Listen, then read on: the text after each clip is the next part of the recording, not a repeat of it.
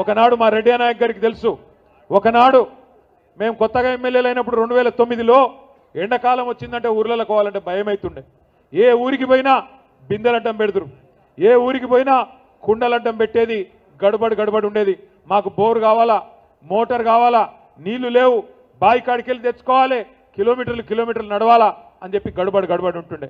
ఇలా పరిస్థితి ఉన్నదా తెలంగాణలో? బ్రహ్మాండంగా భారతదేశంలో ఆదర్శవంతమైన గ్రామ పంచాయతీలు ఎక్కడ ఉన్నాయంటే మరి వాటిని తయారు చేసింది ఎవరు అంటే మనకు తెలుసు, కేసీఆర్ గారు. గౌరవ పంచాయతీరాజ్ శాఖ మంత్రిగా ఎర్రబెల్లి దయాకర్ రావు గారు పనిచేసినారు, మున్సిపల్ మంత్రిగా నేను పనిచేసిన. మా ఇద్దరికి పోటీ ఉంటుండే. ఇక మా దయాకర్ అన్న బాగా పోజులు కొడుతుండే, ఏమంటుండే, మీ మున్సిపాలిటీ కంటే మాకే అవార్డులు ఎక్కువ వచ్చినాయి అంటుండే. నిజమే, 3% జనాభా తెలంగాణ భారతదేశంలో. దేశం మొత్తం తీసుకుంటే 3% జనాభా మాత్రమే తెలంగాణది.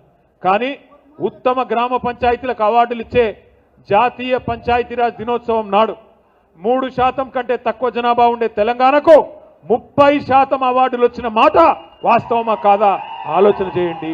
ఆ ఘనత గౌరవ పంచాయతీరాజ్ శాఖ మంత్రిగా పనిచేసిన దయన్నది, ఆయనను నడిపించిన కేసీఆర్ గారిదనే మాట కూడా నేను గుర్తు చేస్తా ఉన్నా.